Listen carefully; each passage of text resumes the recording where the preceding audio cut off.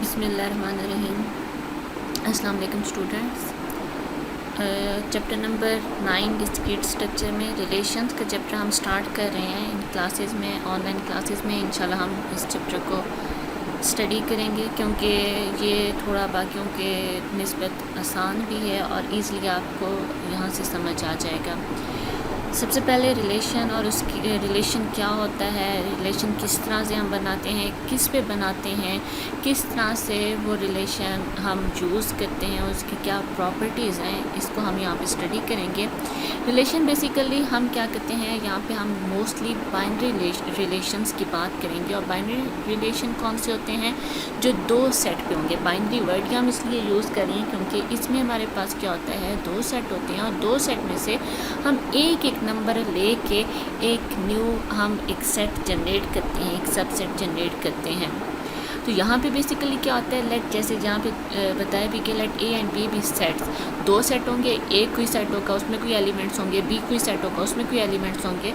फिर हम क्या करेंगे, एक सबसेट बनाएंगे जो हमारे पास ए टू बी रिलेशन रखेगा। उसमें होगा क्या कि कुछ हमारे पास ऐसे एलिमेंट्स होंगे जो ए से होंगे, कुछ ऐसे होंगे जो बी से बिलोंग करते होंगे। उन दोनों के दरमियान में एक रिलेशन बनेगा। अब जैसे यहाँ पे देखें, हमारे पास एक सेट ए है जिसमें 0, 1 और 2 तीन एलिमेंट हैं। उसी तरह से दूसरा सेट है ए और बी का। अब यहाँ पे देखिए हमारे पास पहला सबसेट बन रहा है 0 और ए का।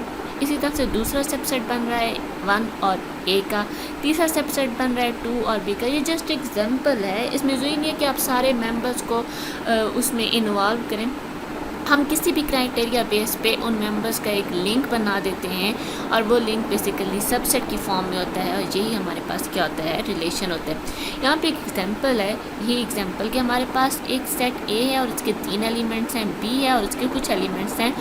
फिर हमारे पास एक न्यू सबसेट का रिलेशन बनता है जिसमें हमारे पास पहला सबसेट 0 और ए का है। अब देखें 0 किस से बिलोंग कर रहा है, सेट ए से, और ए किस से बिलोंग कर रहा है, सेट बी से। इसी तरह से 0 और बी है, 1 और ए है, 2 और बी है। इसमें हमेशा हर सबसेट का जो पहला मेंबर होगा वो पहले सेट से बिलोंग करेगा, जो दूसरा मेंबर होगा वो दूसरे सेट से बिलोंग करता है। Is a relation from A to B, this means for instance that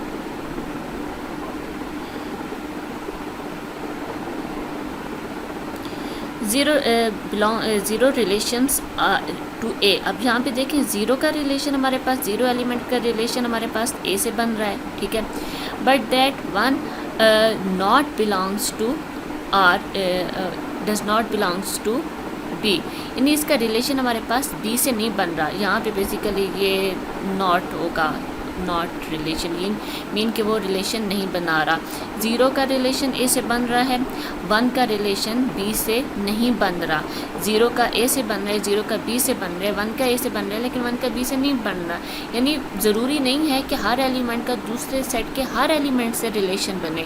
हम किसी भी क्राइटेरिया बेस पे इस रिलेशन को बना सकते हैं। ये जस्ट एग्जाम्पल है, आगे जितने भी एग्जाम्पल करेंगे उसमें कोई ना कोई क्राइटेरिया भी गिवन होगा और उस क्राइटेरिया को हम नज़र में रखते हुए अपने रिलेशंस बनाते हैं। उसमें क्या होगा कि हमारे पास दो सेट होंगे और इसी तरह से हम उनके दरमियान में कोई ना कोई रिलेशन को जनरेट करते हैं। सबसे पहले relation on set A is relation from A to A, यानी हमारे पास एक ऐसा रिलेशन जो अपने आप यानी अपनी एलिमेंट्स के साथ ही डेवलप कर रहा हो रिलेशन, वो हमारे पास एक ऐसे रिलेशन की एग्जांपल यहाँ पे बताई गई है। अगर हमारे पास एक सेट ए है और उसमें एलिमेंट है 1, 2, 3 और 4, और फिर इसके अंदर हमने ये देखना है which order pairs are in relation R A and B such that A divides B, यानी हमने एक ऐसा रिलेशन बनाना है जिसमें पहला एलिमेंट दूसरे एलिमेंट को डिवाइड कर पा रहा हो। अब इसके अंदर देखें हमारे पास सेट ए ही है और ए का ए से ही हमने रिलेशन बनाना है, यानी हमारे पास पहला सेट भी 1, 2, 3, 4 ही है और दूसरा सेट भी 1, 2, 3, 4 ही है।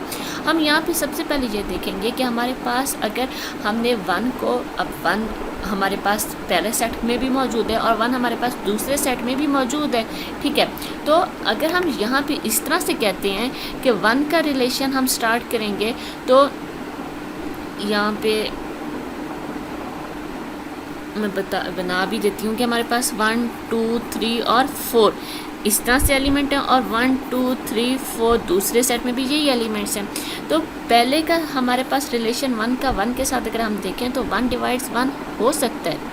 इसी तरह से 1 2 को भी डिवाइड कर सकते हैं, 1 3 को भी डिवाइड कर सकते हैं, 1 4 को भी डिवाइड कर सकते हैं, यानी हमारे पास ये एलिमेंट्स यहाँ पे यूज़ हो सकते हैं। सेम इसी तरह से अगर हम यहाँ पे चलें तो इसके अंदर अगर हम देखें तो नेक्स्ट क्या 2 1 को डिवाइड कर सकता है? नहीं, तो इसका मतलब 2 1 का नहीं बनेगा। इसी तरह से 2 2 हो सकता है तो 2 2 का पेयर बनेगा। फिर 2 और 3 डिवाइड नहीं हो सकते, 2 और 4 डिवाइड हो सकते हैं तो 2 और 4 का हमारे पास बन जाएगा। फिर सेम इसी तरह से 3 1 नहीं हो सकता, 3 2 डिवाइड नहीं हो सकता, 3 3 से डिवाइड हो सकता है ना, 1 हमारे पास डिवीजन का आंसर आएगा। इसी तरह से 3 4 नहीं हो सकता और 4 4 हो सकता है। यहाँ पे देखें सेम वही सेट जो हमारे पास इस रिलेशन से बने हैं वही सेट इसका आंसर आ रहे हैं। जैसे मैंने आपको बताया था, अब इसके अंदर देखें हमारे पास सारे एलिमेंट दूसरे सेट के एलिमेंट के साथ लिंक नहीं कर रहे। हमें एक क्राइटेरिया दिया गया था कि हमने सिर्फ रिलेशन किस पे बनाना है जहाँ पे ए और बी दो एलिमेंट्स हों, ए हमारे सेट ए से बिलोंग कर रहा हो, बी हमारे सेट बी से बिलोंग कर रहा हो, और रिलेशन दरमियान में क्या हो, A divides B, A B को डिवाइड कर पाता हो। तो इस तरह से बेसिकली हम रिलेशन बनाते हैं। आपको किसी भी किस्म के यहाँ पे एग्जांपल दी जा सकती है, उस के अकॉर्डिंग आपने क्या करना होगा, उस रिलेशन को डेवलप करना होगा। अब यहाँ पे जैसे देखें इसके अंदर हमारे पास कुछ एग्जांपल्स हैं। पहली हमारे पास एग्जांपल है R1 equals to AP such that A is less than equals to B। अब यहाँ पे देखें कोई एलिमेंट्स है नहीं, उन्होंने कहा है रिलेशन किस पे है, सेट ऑफ इंटीजर्स। अब सेट ऑफ इंटीजर्स में पॉजिटिव इंटीजर्स, नेगेटिव इंटीजर्स, सारे नंबर ही आ जाते हैं। हमने रिलेशन किस तरह का बनाना है, हमने रिलेशन एक ऐसा रिलेशन बनाना है जिसमें हमारे पास A बिलोंग करता हो सेट A से और B बिलोंग करता हो सेट B से, और इस तरह से बिलोंग करता हो कि जो हमारे पास A एलिमेंट है वो B से छोटा हो या B के इक्वल हो। अगर हम खुद से माइंड में बनाना शुरू करें तो हमारे पास हम कह सकते हैं कि 1 1 आ सकता है, इसमें 1 2 आ सकता है, इसमें हमारे पास 1 3 आ सकता है, 1 4 आ सकता है, जिसमें भी हमारे पास एलिमेंट पहला एलिमेंट दूसरे एलिमेंट से छोटा हो या उसके इक्वल हो। अब यहाँ पे एक सिर्फ जस्ट पहले ही मैं आपको करके दिखा रही हूँ, बाकी आपने खुद ही सॉल्व कर लेने हैं। यहाँ पे एक क्राइटेरिया दिया हुआ है कि हमारे पास ये कुछ एलिमेंट्स हैं, इनमें से कौन कौन से एलिमेंट्स हमारे पास इस रिलेशन के अकॉर्डिंग बनेंगे। अब यहाँ पे देखिए हमने देखना है कि पहला एलिमेंट दूसरे एलिमेंट से छोटा हो या इक्वल हो। ये इस क्राइटेरिया पे पूरा उतर रहा है तो ये इसमें आएगा। इसी तरह से 1 2 इसमें आ सकता है, 2 1 नहीं आ सकता, क्यों, 2 बड़ा है, हमने कहा ये छोटा हो या ये बराबर हो। इसी तरह से 1 -1 भी नहीं आ सकता, 2 2 आ सकता है। तो इस तरह से बेसिकली हम किसी क्राइटेरिया को फोकस करते हुए अपने रिलेशंस को जनरेट करते हैं।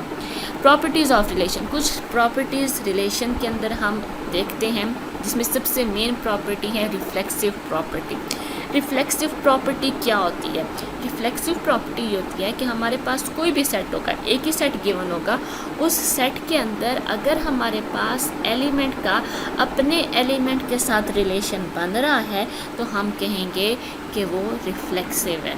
फॉर एग्जांपल आपके पास 1 2 3 सेट है, एक सेट है 1 2 3, हम कहते हैं हमने इसके ऊपर रिफ्लेक्सिव एलिमेंट्स को जनरेट करना है। तो रिफ्लेक्सिव का मतलब ये होगा कि सेट का पहला एलिमेंट क्या है, 1, तो 1 का रिलेशन 1 के साथ एक ऐसा सबसेट हो जिसमें 1 1 आ रहा हो, ठीक है, ए यानी दोनों की वैल्यू सेम हो। इसी तरह से 2 2 उसमें होना चाहिए, उसमें 3 3 होना चाहिए, तो उसे हम कहेंगे कि ये क्या है, ये एक रिफ्लेक्सिव सेट है।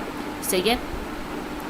अब इसकी एग्जांपल है कंसीडर द फॉलोइंग रिलेशन। हमारे पास एक रिलेशन है 1 2 3 4, सही है, रिलेशन के एलिमेंट्स हैं और फिर उस सेट के एलिमेंट हैं।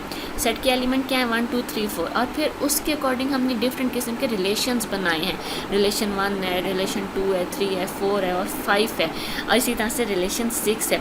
हमने इसमें से ये देखना है कि इसमें से कौन कौन से रिलेशन रिफ्लेक्सिव हैं। जस्ट फोकस इसमें ये करना है, ज़रूरी नहीं है और भी बहुत से एलिमेंट होंगे, 1 2 3 4 3 1 2 1 4 1, बहुत से एलिमेंट्स होंगे, लेकिन पूरे रिलेशन में आपने इन 4 पेयर्स को ढूंढना है। 1 1 होना चाहिए, उसमें 2 2 होना चाहिए, 3 3 होना चाहिए और 4 4 होना चाहिए। जिसमें ये चारों होंगे तो हम कहेंगे कि वो रिलेशन रिफ्लेक्सिव रिलेशन है। अब इसके अंदर देखिए 1 1 है, इसमें 2 2 भी है, इसमें 3 3 नहीं है, इसका मतलब ये रिफ्लेक्सिव रिलेशन नहीं है। फिर उसके बाद इसके अंदर 1 1 है, इसमें 2 2 3 3 4 4 कुछ भी नहीं है, इसका मतलब ये भी रिफ्लेक्सिव रिलेशन नहीं है। R3 की बात करें तो इसमें 1 1 भी मौजूद है, इसमें 2 2 भी है, इसमें 3 3 भी है और इसमें 4 4 भी है, तो ये एक रिफ्लेक्सिव रिलेशन होगा। इसी तरह से R4 की बात करें तो इसके अंदर देखें हमारे पास कोई भी एलिमेंट सेम है ही नहीं, 2 1 3 1 3 2 4 1 कुछ भी नहीं है, इसका मतलब ये भी नहीं है। R5 की बात करें तो ये हमारे पास 1 1 मौजूद है, इसमें 2 2 मौजूद है, इसमें 3 3 भी और 4 4 भी है, तो इसका मतलब ये भी रिफ्लेक्सिव है। अब देखिए इसमें बाकी एलिमेंट्स को हम फोकस नहीं कर रहे कि वो क्या हैं, वो हैं या वो नहीं हैं, जस्ट हम इसके अंदर वो देख रहे हैं कि एलिमेंट सेम होने चाहिए, इसके अंदर भी नहीं है, इसका मतलब हमारे पास जस्ट रिलेशन 3 और रिलेशन 5 रिफ्लेक्सिव रिलेशन होंगे। ठीक है, फिर एक और यहाँ पे एग्जांपल है, is the divides relation on set of positive integers is reflexive. हमारे पास सेट ऑफ पॉजिटिव इंटीजर्स हैं, ठीक है। पॉजिटिव इंटीजर्स के अंदर हमने ये देखना है कि क्या पॉजिटिव इंटीजर्स का कोई सेट हो तो उसमें अगर हम डिवाइड के रिलेशन को बनाएं तो क्या वो डिवाइड का रिलेशन रिफ्लेक्सिव होगा। अब यहाँ पे देखें हम पॉजिटिव इंटीजर्स जस्ट 1 2 3 4 5 6 लेते हैं। अब ये अप टू होंगे और भी होंगे, लेकिन हम जस्ट इतने ही लेते हैं। डिवाइड का हमने बनाना है तो 1 1 से डिवाइड होता है, ठीक है, 1 2 से डिवाइड होता है, इसी तरह से 1 3 से डिवाइड होता है, सेम इसी तरह से चलता जाएगा। फिर हम 2 का स्टार्ट करेंगे तो 2 2 से डिवाइड होता है, फिर नेक्स्ट बनाएंगे तो हम 2 3 कहेंगे, इसी तरह से 3 का बनाएंगे तो 3 3 से डिवाइड, यानी डिवाइड का एलिमेंट में हर एलिमेंट क्योंकि अपने आप को डिवाइड कर पाता है, इसका मतलब क्या है कि जब हम डिवाइड का रिलेशन बनाएंगे तो उसके अंदर 1 1 2 2 3 3 4 4 एलिमेंट लाजमी होंगे। इसका मतलब ये है कि हाँ, पॉजिटिव इंटीजर्स का अगर हम कोई रिलेशन बनाएं डिवाइड के ऊपर तो वो एक रिफ्लेक्सिव रिलेशन होगा। लेकिन यहाँ पे उन्होंने एक चीज़ ये भी कही है कि अगर फॉर एग्जांपल पेपर में आ जाता है और वहाँ पे जस्ट एक छोटी सी चीज़ चेंज कर दी जाती है, वहाँ पे पॉजिटिव इंटीजर्स की जगह पे इंटीजर्स बोल दिया जाता है, तो फिर क्या होगा, फिर हम कहेंगे कि नहीं वो रिफ्लेक्सिव नहीं है। क्यों नहीं है? क्योंकि पॉजिटिव इंटीजर्स में तो जस्ट हम ग्रेटर देन 0 की बात करते हैं, 1 से अबव की बात करते हैं, 1 2 3 वगैरह। लेकिन जब हम बात करेंगे इंटीजर्स की तो उसमें नेगेटिव पॉजिटिव दोनों आ जाएंगे, उसमें 0 भी आ जाएगा और 0 हमारे पास 0 को डिवाइड नहीं कर पाता, इसलिए एक भी एलिमेंट हमें ऐसा मिल गया जो इस पेयर पे इस क्राइटेरिया पे पूरा नहीं उतर पा रहा, तो फिर पूरा का पूरा रिलेशन रिफ्लेक्सिव नहीं होगा। ठीक है, इसके बाद नेक्स्ट इसके अंदर प्रॉपर्टी आती है, relation R on set A is called symmetric if B and A belongs to R whenever A and B belongs to R for all A B belongs to A। अब यहाँ पे देखिए, इसको पहले समझ लेते हैं इस डेफिनेशन को। A कोई भी सेट हो सकता है, ठीक है, उस सेट के अंदर कुछ एलिमेंट्स होंगे। फिर इसमें हम क्राइटेरिया क्या बनाएंगे, इसमें हम ये क्राइटेरिया बनाएंगे कि हमारे पास जो रिलेशन बनेगा जिसमें डिफरेंट किस्म के सबसेट होंगे, उसमें अगर ए बी का सबसेट है तो उसमें बी ए का भी सबसेट होना चाहिए। यानी फॉर एग्जांपल अगर उसमें 1 2 है तो इसका उलट भी होना चाहिए, उसमें 2 1 भी होना चाहिए। ठीक है, हर एक एलिमेंट का उलट भी उसके अंदर होना चाहिए। इसी तरह से उसके अंदर अगर 1 1 है तो वो चीज़ भी आ जाती है, क्योंकि 1 1 को उलट कर के देखें तो भी 1 1 आता है, यही रिलेशन ही बनता है। तो इसके अंदर हमारे पास उलट एलिमेंट होने चाहिए। A B belongs to R then B A also belongs to R. ठीक है, हमारे पास उस रिलेशन में दोनों होने चाहिए। सही है, तो ये बेसिकली सिमेट्रिक होता है। एंटी सिमेट्रिक क्या होता है? एंटी सिमेट्रिक ये होता है कि हमारे पास अगर हम रिलेशन बना रहे हैं, a relation R on set A such that A B belongs to A, if A B belongs to R and B A belongs to R then A equals to B. अब आप कहेंगे same ही definition है, difference क्या? Difference ये है कि A B ए के इक्वल भी हो और हम ए बी और बी ए दोनों मौजूद भी हों और ए और बी इक्वल भी हों। सही है, अब यहाँ पे देखें, हमने कहा ए बी है, ये बी ए है, लेकिन क्या इसमें ए और बी इक्वल आ रहे हैं? नहीं। इसका मतलब हमारे पास ये सेट सिमेट्रिक होगा, ये एंटी सिमेट्रिक नहीं होगा। लेकिन अगर हम इसकी बात करें तो इसमें हमारे पास एलिमेंट ए क्या है 1, एलिमेंट बी क्या है हमारे पास 1। जब इसे उलट करेंगे एलिमेंट बी क्या बन जाएगा 1 और एलिमेंट ए क्या बन जाएगा 1, और ये दोनों एक दूसरे के इक्वल भी हैं, तो इसका मतलब हमारे पास ये एंटी सिमेट्रिक में आएगा। एंटी सिमेट्रिक में अव्वल तो एक दूसरे के इक्वल हो ही नहीं, और अगर इक्वल होते हैं तो वो जस्ट कौन से होंगे, जो सेम वाले होंगे, सेम वाले उसके अंदर आने चाहिए, ठीक है। अदरवाइज़ उसमें ऑपोजिट वाले नहीं होने चाहिए, ऑपोजिट का उसके अंदर कोई पेयर नहीं आना चाहिए।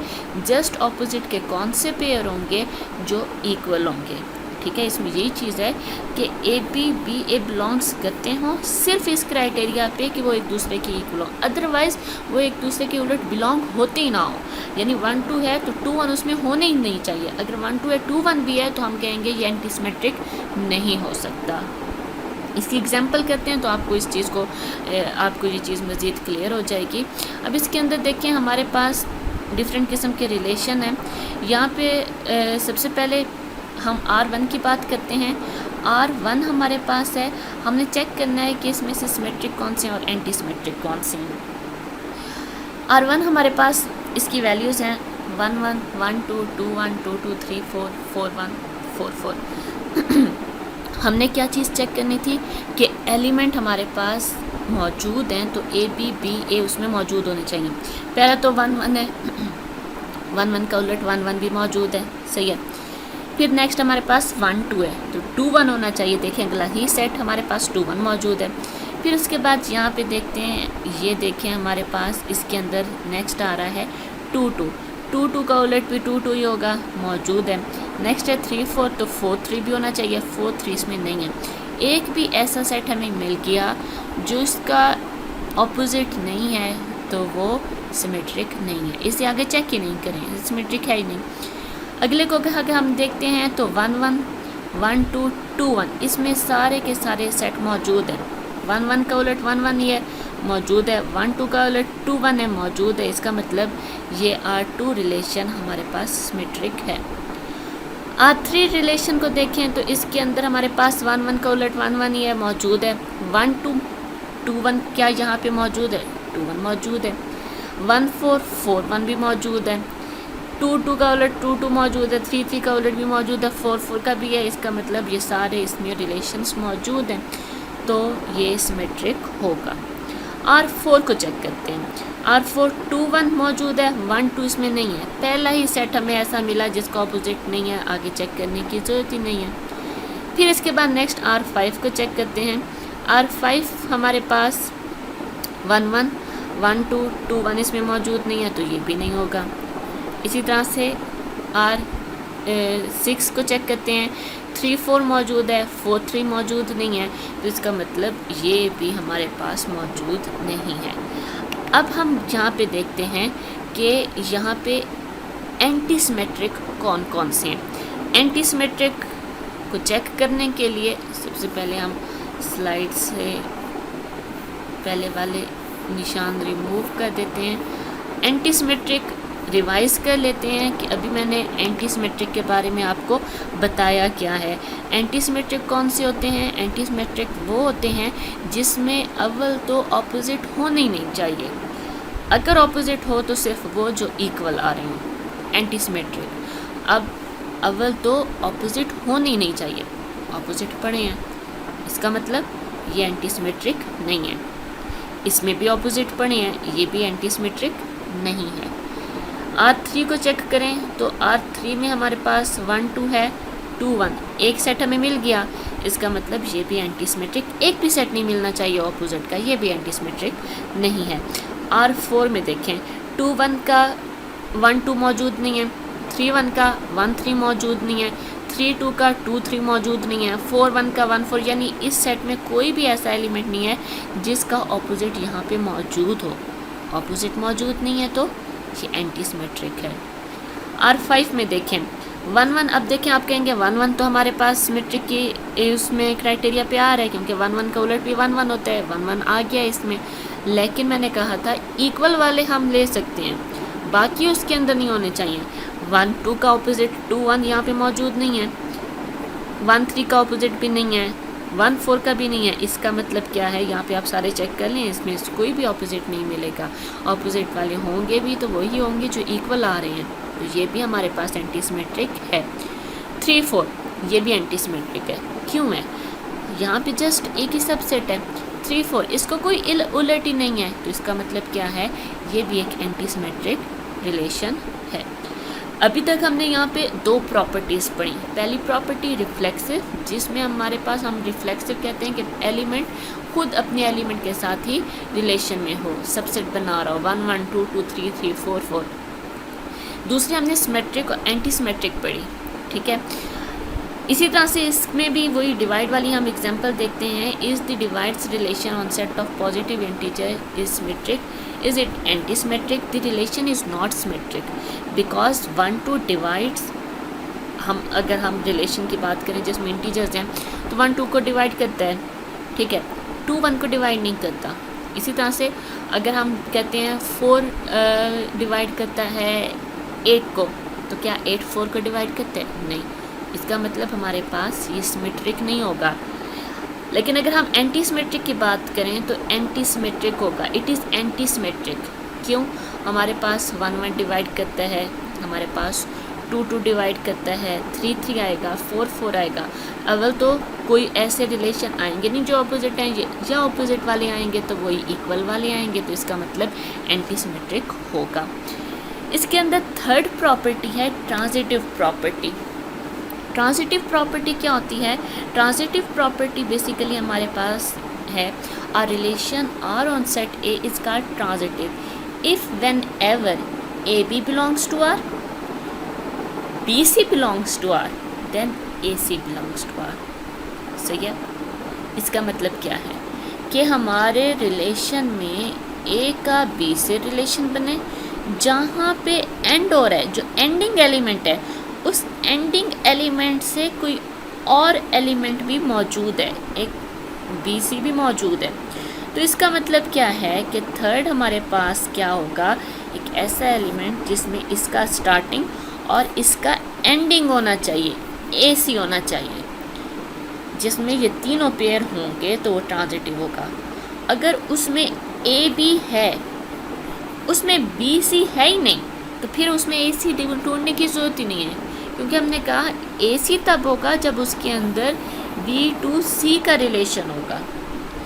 इसलिए जस्ट हमने ये चीज़ देखनी है कि पहली चीज़ हमने ट्रांजिटिव के अंदर ये चीज़ देखनी होती है कि अगर हमारे पास, क्योंकि हम बाइनरी रिलेशंस ही देख रहे हैं, तो हर सबसेट में 2 ही एलिमेंट होंगे। जो एंडिंग एलिमेंट है, उस एंडिंग एलिमेंट से कोई और सबसेट तो नहीं पड़ा जिसका स्टार्टिंग एलिमेंट वो हो। अब इसमें देखिए, ये पहला हमारे पास सबसेट था जिसका एंडिंग B था, तो दूसरे सबसेट में स्टार्टिंग B था, तो फिर क्या हुआ, इसका फर्स्ट और इसका लास्ट भी उसके अंदर मौजूद होना चाहिए। ऐसा एलिमेंट हमारे पास ट्रांजिटिव कहलाता है, ऐसा रिलेशन ट्रांजिटिव कहलाएगा। इसकी एग्जांपल भी देखते हैं तो आपको मज़ीद क्लियर होगा। ये हमारे पास रिलेशन है 1 2 3 4 का, और इसके अंदर वही एग्जांपल हमने जो अभी की थी, ये हमारे पास मौजूद है। इसको हम चेक कर लेते हैं। सबसे पहले हमारे पास रिलेशन 1 है। इस रिलेशन को देखें, हमारे पास पहला सेट क्या है, 1 1। इस 1 1 में A क्या है, 1, और B क्या है, 1। अब हमने BC इसमें से ढूंढने हैं, यानी कोई ऐसा एलिमेंट जिसका स्टार्ट किससे हो रहा हो, 1 से हो रहा हो। अब देखें, इसका स्टार्ट किससे हो रहा है, 1 से हो रहा है। इस रिलेशन को साइड पे रख लें, 1 और 2। अब इसमें 1 क्या है, B, और 2 क्या है, C। तो अब आपको इसमें ये सेट ढूंढना है कि इसमें AC भी होना चाहिए। A की वैल्यू क्या है, 1, और C की वैल्यू क्या है, 2। इसमें 1 2 भी होना चाहिए, 1 2 इसमें है। अब फिर नेक्स्ट सेट पे जाएं। नेक्स्ट सेट हमारे पास क्या है, 1 2, यानी हमारे पास A की वैल्यू क्या है, 1, और B की वैल्यू क्या है, 2। अब हमने इसमें वो ढूंढना है जो 2 से स्टार्ट हो रहा हो। 2 से ये स्टार्ट हो रहा है, 2 1, यानी अब यहाँ पे बन गया ये B और ये बन गया C। ए सी क्या बनेगा 1 1 1 1 इसमें मौजूद है। फिर नेक्स्ट पे चले जाएं, नेक्स्ट हमारे पास बनेगा 2 1 वाला सेट, ये वाला सेट। इसमें हमारे पास ए की वैल्यू 2, बी की वैल्यू 1, 1 से स्टार्ट कौन सा और है 1 1 और 1 2। 1 1 को अगर हम देखें तो हमारे पास बनेगा 2 1 बनेगा, 2 1 रिलेशन है, ठीक है। और इसमें हमने ए लिया, ये हमने बी लिया। फिर हम देखते हैं इस सेट को, क्योंकि 1 से स्टार्ट हो रहा है तो 1 1 ये हमारे पास बी बनेगा और ये हमारे पास सी बनेगा। तो ए सी क्या होना चाहिए 2 1 देखें इसमें मौजूद है, यही सेट जिसे हम चेक कर रहे हैं। इसी तरह से अगर हम इसमें लेते हैं 1 2 तो 2 2 इसमें बनता है, वो भी मौजूद है। इस तरह से अगर हम चेक करते जाएं तो हमारे पास 3 4 को अगर हम देखें 3 4 और 4 1, हमारे पास इसके अंदर 3 1 भी होना चाहिए। यहाँ पे देखें इस पूरे सेट में 3 1 नहीं है। 3 1 ना होने की वजह से एक भी सेट ऐसा मिल गया जो इसमें ए सी मिसिंग है, तो ये हमारे पास ट्रांजिटिव नहीं होगा। इसे चेक करते हैं 1 1 मौजूद है, 1 2 में हमारे पास ये 1 ए बनेगा और ये 2 बी बनेगा, ठीक है। 2 से स्टार्ट हो रहा है 2 1, अब हमारे पास इसके अंदर 1 1 होना चाहिए, 1 1 मौजूद है। अगर हम 2 1 को लेके चलें 2 1 2 और 1, 2 क्या है ए, 1 क्या है बी, सही है। आगे देखते हैं हमारे पास 1 से कोई सेट स्टार्ट हो रहा है, 1 1 स्टार्ट हो रहा है, तो 1 1 में 1 बन जाएगा बी और दूसरा 1 बन जाएगा सी। इसका मतलब इसके अंदर हमारे पास क्या होना चाहिए 2 1 एलिमेंट होना चाहिए। 2 1 एलिमेंट इसके अंदर मौजूद है। अगर हम 1 2 की बात करते हैं, यहाँ पे रिमूव मैं कर लूँ पहले,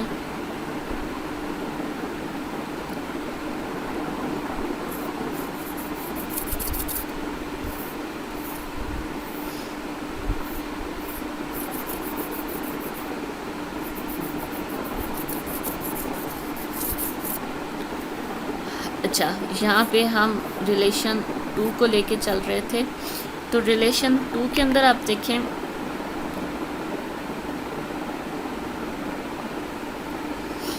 पहले सेट 1 1 की बात करें तो इसमें ये 1 ए और ये बी।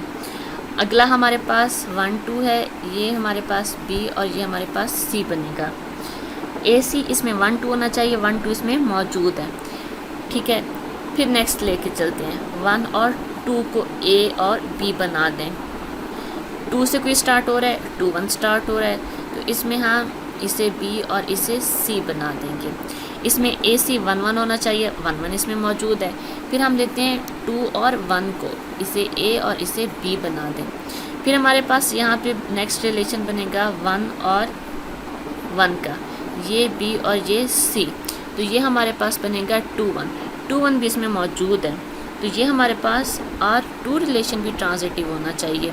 ये भी हमारे पास क्या हो जाएगा ट्रांजिटिव होगा, क्योंकि इसके सारे एलिमेंट्स क्या हैं इसमें मौजूद हैं।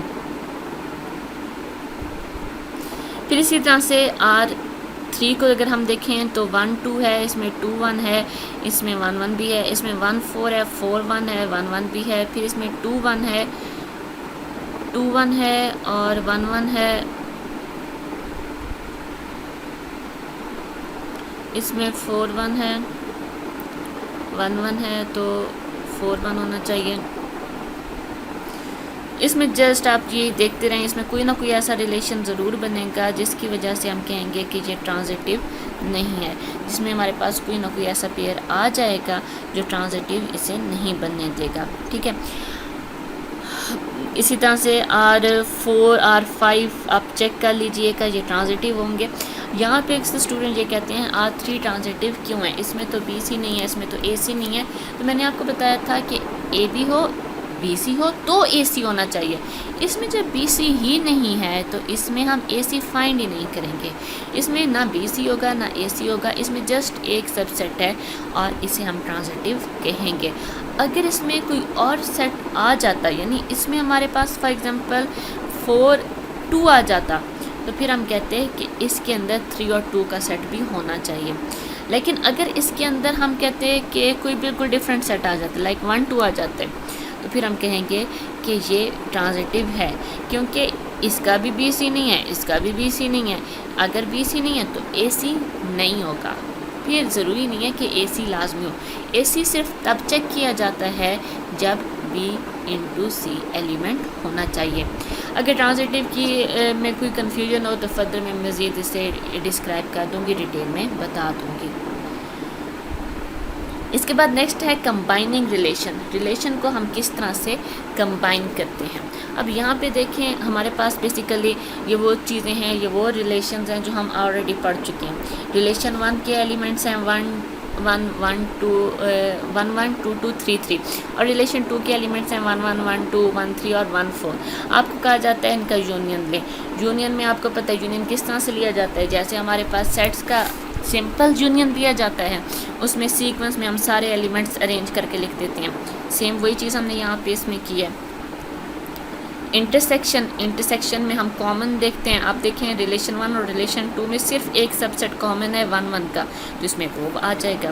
फिर इसके बाद R1 - R2, यानी R1 के वो एलिमेंट्स जो हमारे पास कॉमन हैं वो इग्नोर करके बाकी के एलिमेंट्स, तो 1 1 इग्नोर कर देंगे क्योंकि वो कॉमन है, पीछे 2 2 और 3 3 आ जाएगा।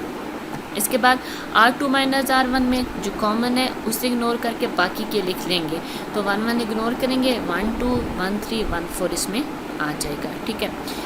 कंपोजिट रिलेशन क्या होता है? कंपोजिट रिलेशन बेसिकली हमारे पास दो डिफरेंट रिलेशंस को जब हम कंबाइन कर देते हैं।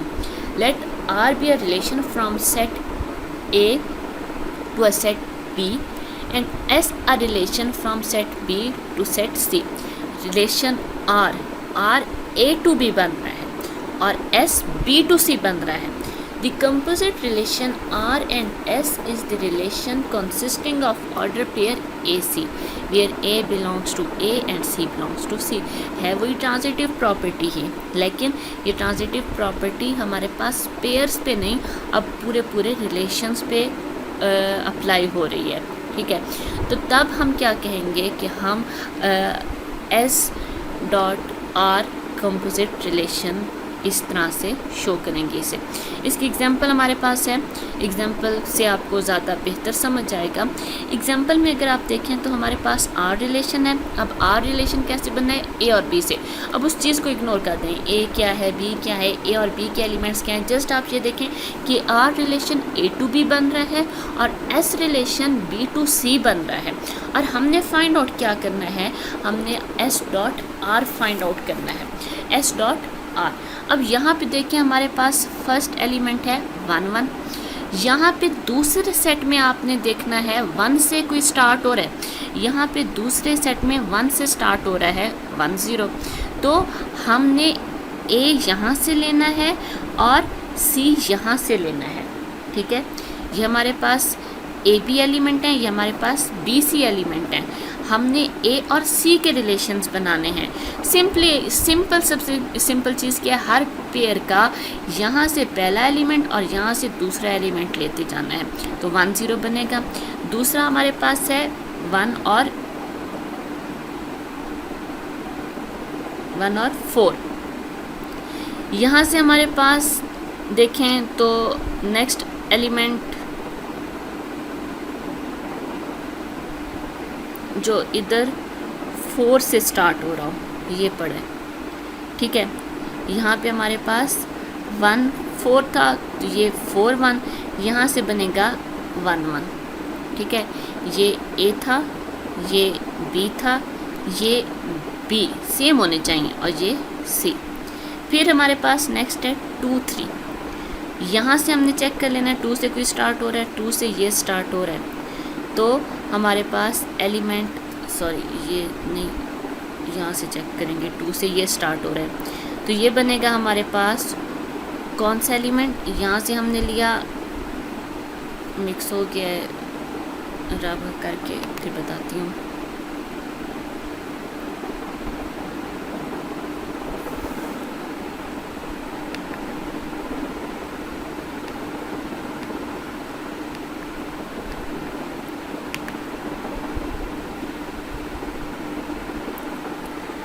अच्छा, पहला हमने लिया था 1 1, फिर हमने चेक किया था 1 4 को, फिर हमने 2 3 यहाँ से दूसरे साइड से देखें तो 3 1 है, 2 3 और 3 1, तो 2 1 आपका सेट बनेगा।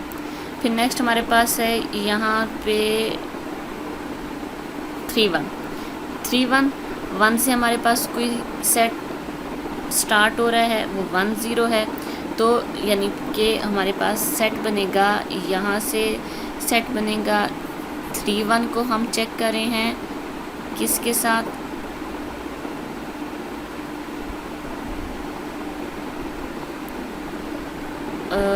3 1 यहाँ से हमने लिया था, और 1 से कोई स्टार्ट हो रहा है, इसमें 1 से ये स्टार्ट हो रहा है 1 1, तो हमारे पास 1 1 नहीं है, ये 1 0 है, तो हमारे पास जो नेक्स्ट सेट बनेगा वो बनेगा 3 0 बनेगा। सही है, इस तरह से आपने रिलेशन बनाते जाना है। कंपोजिट रिलेशन में हमारे पास हम एलिमेंट किस तरह से लेते हैं कि हम पहले एलिमेंट से ए बी लेंगे, फिर बी सी हम दूसरे रिलेशन से लेंगे। बी सी लेने के लिए आपने इस चीज़ पे फोकस रखना है कि इसका एंडिंग एलिमेंट जो हो उससे जो पेयर स्टार्ट हो रहा हो, आपने उस पेयर को लेना होगा। वो पेयर जब आप ले लेंगे, वो एक हो वो एक से ज़्यादा हो, आपने वो सारे पेयर्स ही लेते जाना है। जितने पेयर्स होंगे आपने उन सब का, जैसे हमने पहला पेयर लिया था 1 1 यानी नेक्स्ट रिलेशन में 1 से जितने स्टार्ट हो रहे हैं वो सारे हमने लेने होंगे। 1 से हमारे पास यहाँ पे स्टार्ट कितने हो रहे थे, जस्ट एक ही स्टार्ट हो रहा था, इसलिए एक ही लिया था। अगर यहाँ पे एक से ज़्यादा स्टार्ट हो रहे होते तो 1 बाय 1 हम उन सब के साथ इसका रिलेशन लेते। इस तरह से हम रिलेशन लेते हुए कंपोजिट रिलेशन बनाते हैं। अगर आपको इसमें कन्फ्यूजन हो तो फिर मैं दोबारा से इसे एक्सप्लेन कर दूँगी। नेक्स्ट इसके अंदर है an array relations and their applications. Basically हमारे पास, जैसे आपने एरे पढ़ी होंगी, या हम कह सकते हैं कि डिफरेंट नंबर ऑफ टुपल्स होती हैं, उनके अंदर हम क्या करते हैं, रिलेशंस बनाते जाते हैं। एन एरे रिलेशन हम यहाँ से वर्ड या टर्म हम ऐसे भी यूज़ कर सकते हैं कि जैसे हम डेटाबेसेस बनाते हैं, तो डेटाबेस के अंदर भी क्या होता है कि हमारे पास नंबर ऑफ़ एलिमेंट्स होते हैं, और फिर उन्हें हम प्रॉपर पूरी 2 डायमेंशनल एरेज लेते हैं, जिसके अंदर रो वाइज और कॉलम वाइज हमारा डाटा स्टोर होता है, और फिर उसमें से हम डाटा को एक्सट्रैक्ट कर रहे होते हैं। Let A1 A2 up to AN be sets, हमारे पास बहुत से सेट्स हैं, and n-ary relation on these set is subset of A1 into A2 into A up to AN. The set A1 A2 up to AN are called domains and the relation at N is called its degree.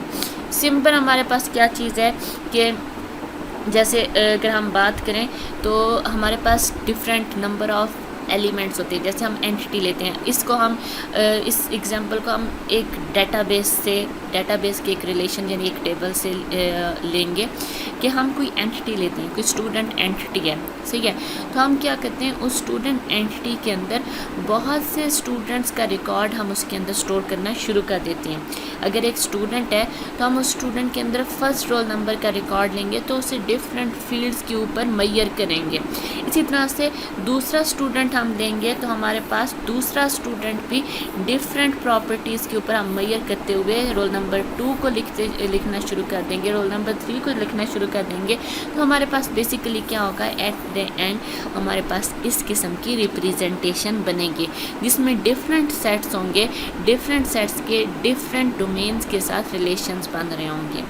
तो ये हमारे पास क्या कहलाता है, an array relations कहलाते हैं, जिसमें हमने एलिमेंट्स को डिफरेंट जगहों से लिया। A1 A2 up to AN हमारे पास सेट है, और फिर हमने उनका रिलेशन बनाया A1 into A2 A2 into A3 A3 into A4। हम करते गए कार्टेशियन प्रोडक्ट लेते गए, और हमारे पास कुछ इस किस्म की रिप्रेजेंटेशन आना शुरू हो जाती है। अब इसके अंदर हम अगर यहाँ से देखें तो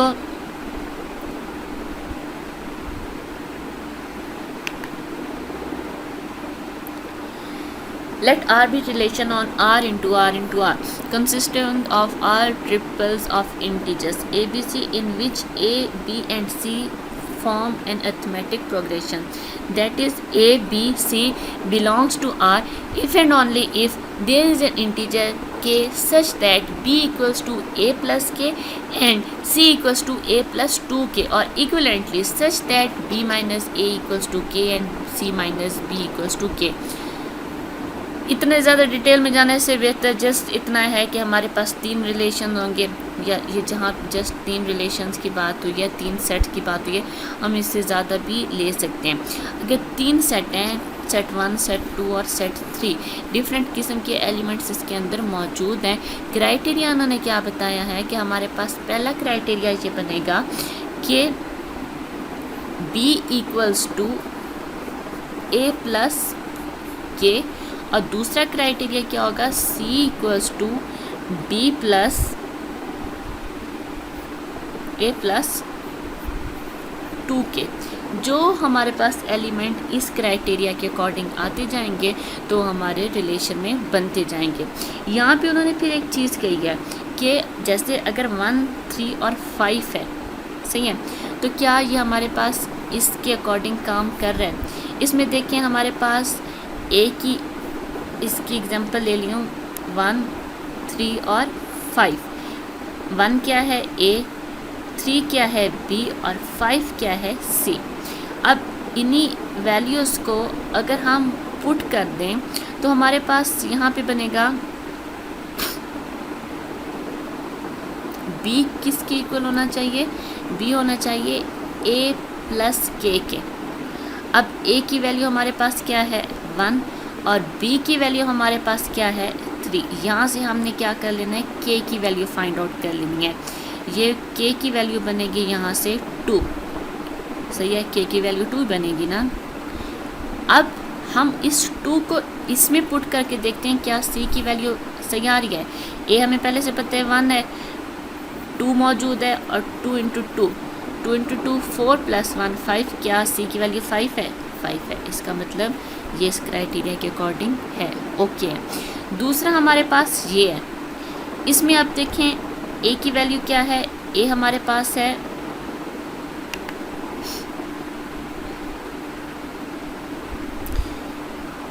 अच्छा. अब इसके अंदर अगर हम देखें तो a हमारे पास यहाँ पे आएगा, a 2 है, b 5 है और c 9 है.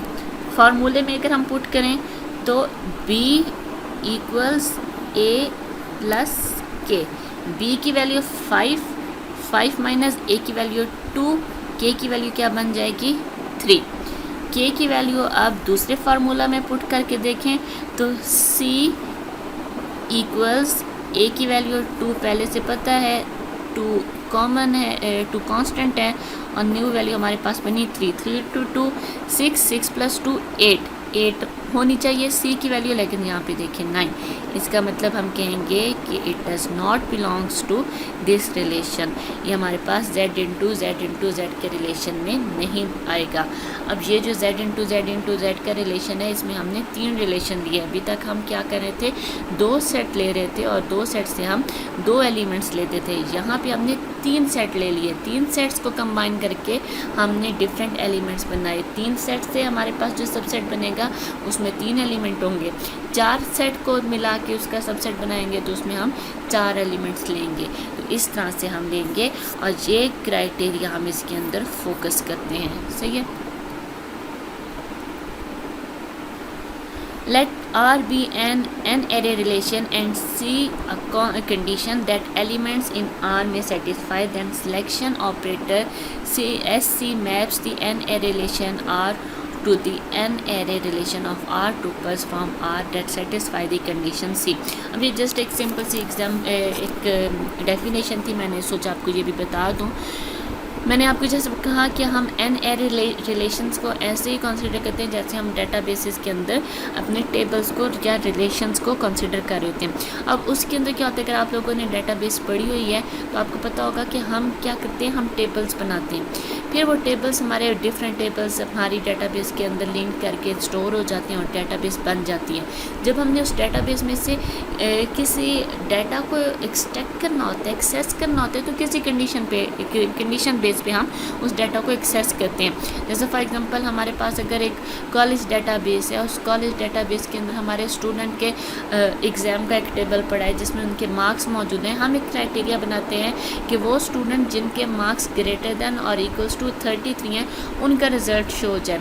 तो डेटाबेस में अब हमने कंडीशन क्या लगाई, हमने कंडीशन ये लगाई कि मार्क्स की हमारा एलिमेंट कौन सा चेक होगा, मार्क्स का, और मार्क्स का चेक भी क्या होगा कि हमारे पास मार्क्स के टेबल में ग्रेटर और इक्वल्स टू 33 नंबर होना चाहिए। उसके अकॉर्डिंग हमारे पास वो डाटा शो हो जाएगा। तो क्या होता है कि हमारे पास जब एन एरे रिलेशन होता है, यानी एक ऐसा टेबल जिसमें डिफरेंट किस्म की टुपल्स मौजूद हैं, उसमें से हमने किसी डाटा को एक्सेस करना होता है और किसी कंडीशन बेस पे करना होता है, तो हम उसमें ऑपरेटर CS का यूज़ करते हैं। उसके अकॉर्डिंग हम उसके ऊपर कंडीशन लगाते हैं और उसमें से डाटा को एक्सेस करते हैं।